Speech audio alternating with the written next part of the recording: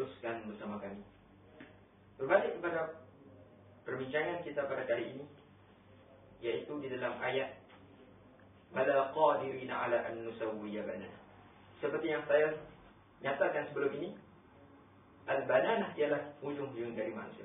Jadi rahsia yang tersingkap pada hari ini ialah cap jari. Perbezaan yang terdapat pada cap jari yang membezakan di antara individu dengan individu yang lain. Sidang penonton yang dirahmati Allah, ini keistimewaan yang terdapat pada cap jari, di mana apabila sekali kita mandang pada cap jari, pada ujung jari kita, maka di sana terdapat satu bentuk yang amat ajaib, di mana loretkan lengkungan yang ada pada cap jari, walaupun sekilas pandang ianya hampir mempunyai kesamaan, tetapi apabila dia amati dengan secara halus, di sana terdapat satu perbezaan di antara setiap individu.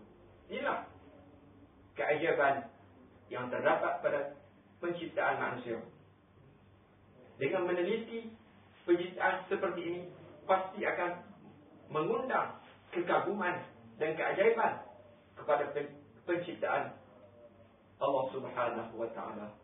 Seorang tokoh ulama menyatakan di dalam syairnya, "Fanzur ila nafsika summa taqili lil alami ulwi summa sufli tajid bihi sun'an badi'an hikami lakin bihi qama dalilul adami." Beliau menyatakan, pilihlah dan kajilah kepada kejadian dirimu, karena pada kejadian dirimu terdapat satu keajaiban yang akan mengundang kekaguman dan menambah keimanan kepada Allah Subhanahu wa ta'ala.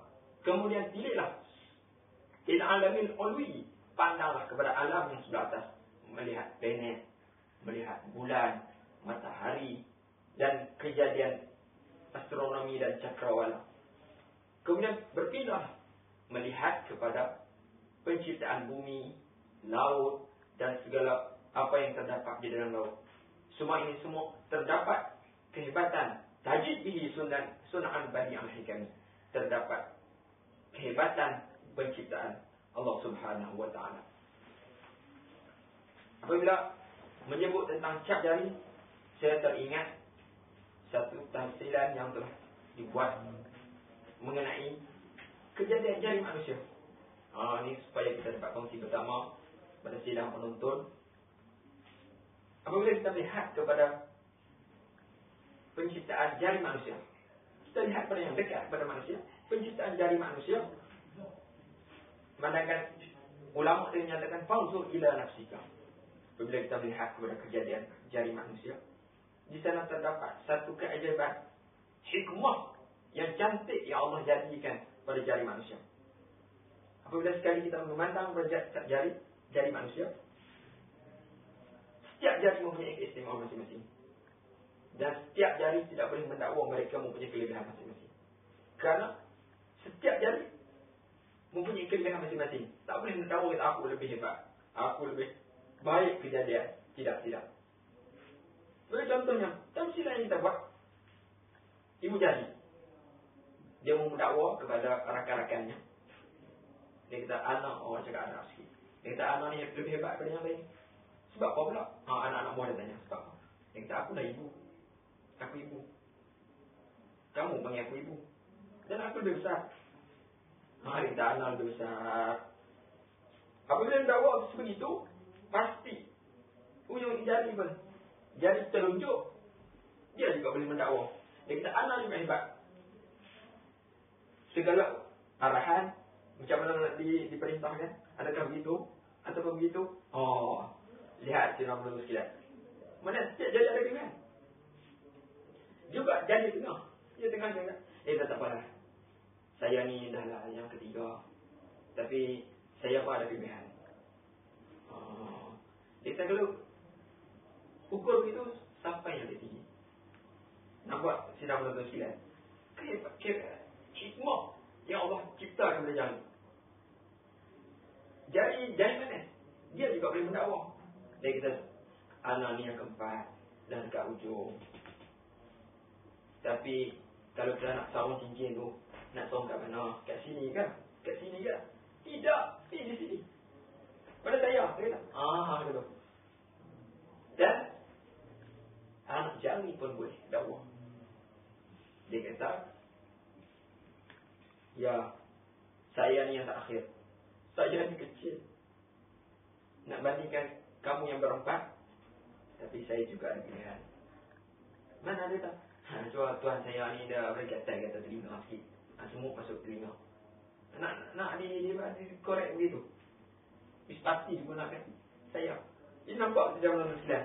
Hikmah yang Allah jadikan pada setiap anggota yang ada, di sana terdapat keistimewaan masing-masing. Berbalik kepada perbincangan kita pada hari ini tentang cap jari.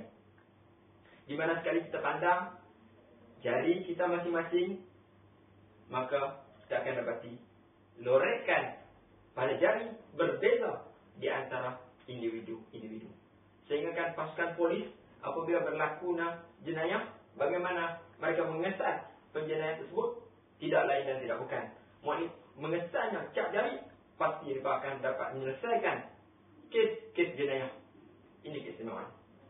Dan sekarang kita berbalik kepada sejarah penciptaan cap jari, di mana cap jari hanya tersingkap pada akhir abad yang ke-19, hampir 100 tahun lebih, di mana seorang pakar, seorang tokoh daripada Britain yang bernama Sir Berkendji, di mana dia telah melakukan penyelidikan, melakukan kajian terhadap cap jari manusia di dalam tahun 1823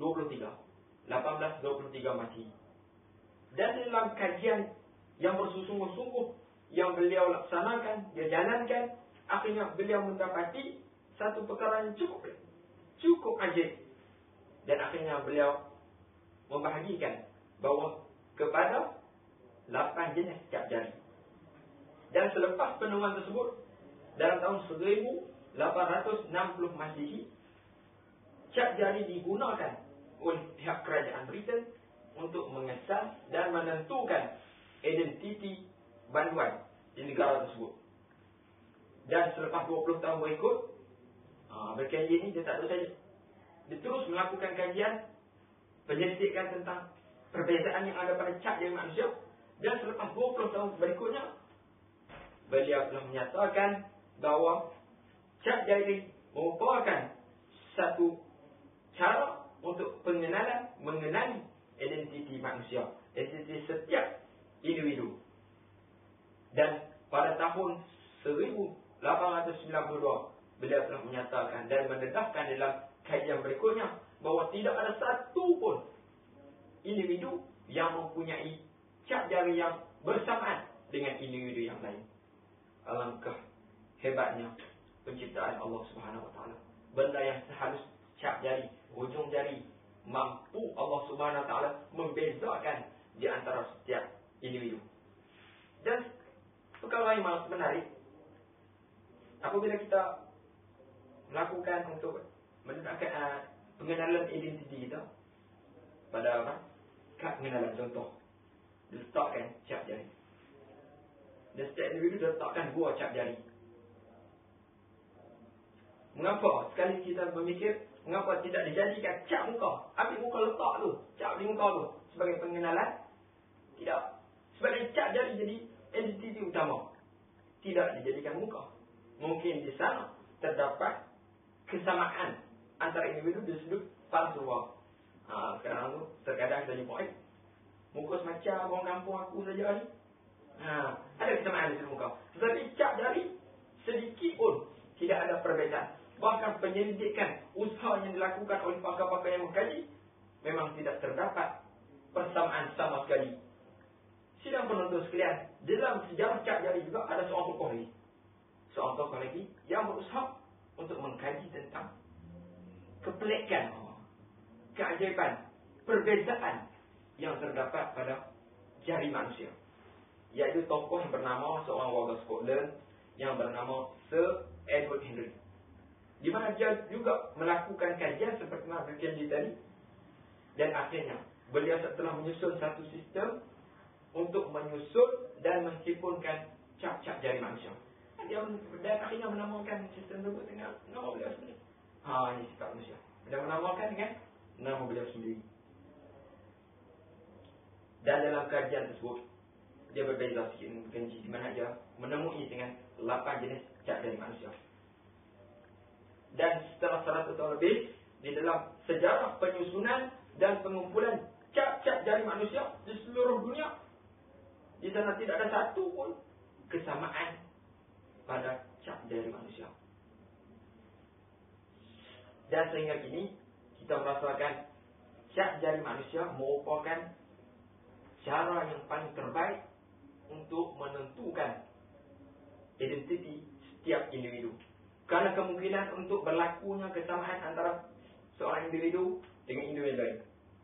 Jari Ahmad dengan jari Bakar contohnya. Kemungkinan untuk berlaku adalah 1/67 bilion kemungkinan untuk berlaku. Mana jauh sekali untuk berlaku kesamaan. Dan perkara ini juga disahkan oleh pihak polis. Di mana dalam pengumpulan segala data-data yang dilakukan oleh mereka, tidak terdapat satu pun persamaan di antara jari manusia. Dan satu perkara yang menarik yang nak saya nyatakan di sini, yaitu di dalam Perang Dunia yang kedua, di mana dalam Perang Dunia tersebut hampir 11 bilion tentera Amerika telah merekodkan identiti masing-masing dengan cat jari. 11 bilion, satu jumlah yang cukup banyak. Dan terbukti di sana tidak ada seorang pun di antara tentera tersebut yang mempunyai cat jari bersamaan. Masya Allah, tabarakallah. Benda yang kecil, perkara yang kecil, tetapi terdapat perbezaan. Inilah yang Allah nyatakan di dalam ayat ini. Bala qadirina ala an nusawwiya banana.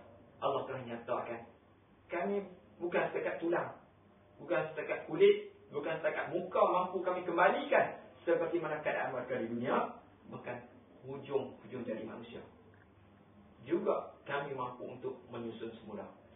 Ini menunjukkan benda yang terdapat perbezaan, walaupun sehalus mana pun, walaupun sulit, betul-betul sulit, tetapi Allah Subhanahu Wa Taala masih berkuasa untuk mengembalikan seperti itu.